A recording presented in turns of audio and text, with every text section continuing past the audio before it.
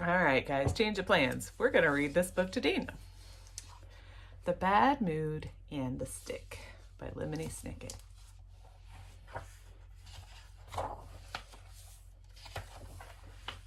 Once there was a stick and a bad mood.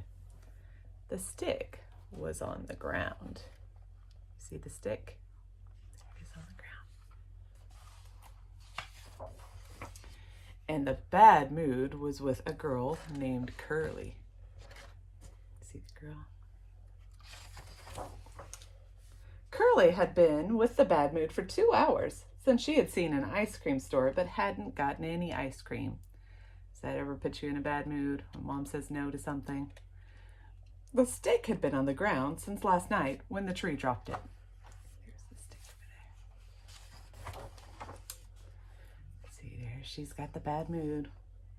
What do you think she's going to do? Poke her brother. She's going to pick up the stick. Curly picked up the stick and used it to Poke his brother. poke her brother. That's not nice, said her mother. Apologize to Napoleon and throw the stick in the bushes. Oh my goodness. Why he did it? Curly had really enjoyed poking her brother, Napoleon, so much that her bad mood was gone. Her mother was carrying it now. Hum, she said with a bad mood noise. The stick didn't say anything. Does your mom ever catch a bad mood after you get in trouble? Does your mom ever catch a bad mood? I already have you. Is Mommy ever in a bad mood? Yes.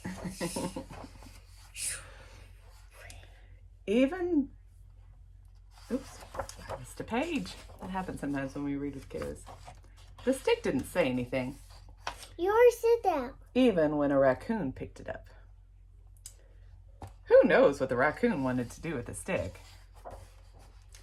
But he ran out of the bushes and frightened an old man named Lou. Holy moly, said Lou, which is what he always said when something exciting happened, and his feet did a little dance. And he fell into a puddle. Uh-oh, who do you think is going to get the bad mood now?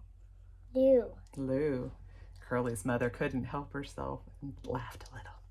Her bad mood was gone. Lou had it. Just like Daniel said, Lou got it. The sound of all that laughter startled the raccoon, and he dropped the stick in the mud. Look at my pants, Lou said, which was his bad mood noise. They're a muddy, awful mess. The stick didn't answer. Lou went right to the dry cleaners. A lady named Mrs. Durham was head of the establishment, with a pencil behind her ear. Take that pencil out of your ear, said Lou. You gotta wash these pants and wash them quick. I'll stand here in my underwear until you're done. You will do no such thing, said Mrs. Durham. This is a family place.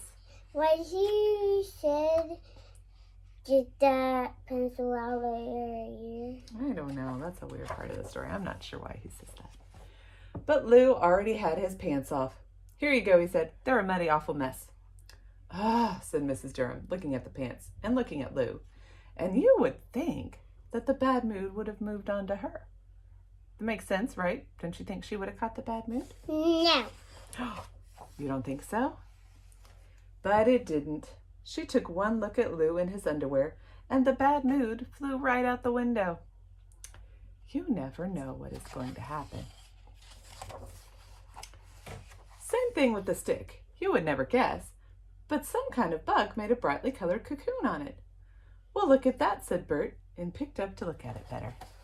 Why did cat have it now? I think cats have bad moods a lot, don't you? Yeah. When I care Constantine, he scratched me. Yeah, our cat can be in a bad mood, huh? Yeah. He took it back to his ice cream store and put it on display. That's sure unusual, said Curly's mother when they walked by. What do you say, kids? Let's all have some ice cream. Curly had fudge ripple and Napoleon had mint chip. Curly's mother ordered a vanilla yogurt, but then she changed her mind and had fudge ripple too. This didn't bother Bert. The bad mood was nowhere to be found. By the time Lou arrived with his pants all clean and pressed, he wanted a double scoop, and so did Mrs. Durham. Holy moly, Lou said. Do I love ice cream? Mrs. Durham smiled. Same here, she said. And 3 years later, they were married. The wedding was right here in the park, and everyone in this book was invited. Even the raccoon. Curly and Napoleon carried the flowers, and they did great. You never know what's going to happen. By then, the bad mood had been all around the world. I don't know what that is. You yourself had it several times. You ever caught a bad mood? I know I have. But I don't know what that thingy. I think that's an anteater. What do you think? Do you think it's an anteater? No, it's a pillow. Oh, okay. The bad mood traveled everywhere. To the baby and the dog and the cat and the maker and the kid that got hurt and the grandma and the girl Yeah. and the daddy again and the boy and the bird and the cat again and the police officer and the fish man. Yep. That's a lot of things that got bad moods. And fish. The stick, however, stayed in the ice cream store. The cocoon had opened a long time ago, and Bert had helped the butterfly fly out into the world. Wish I could have a bird. Remember, bird, when you become, the butterflies will get on your nose. Yeah. But the stick he kept right there. It put him in a good mood. There's Curly with 3 scoops of ice cream. And why is she gonna fall? But she dropped them. Look what's waiting for her around the corner. The bad mood.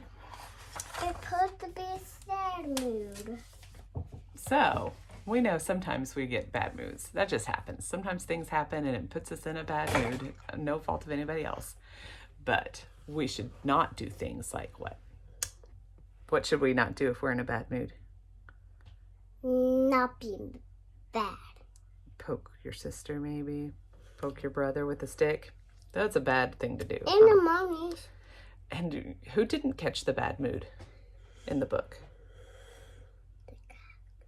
The lady with the dry cleaner lady, she didn't catch the bad mood because she chose to laugh.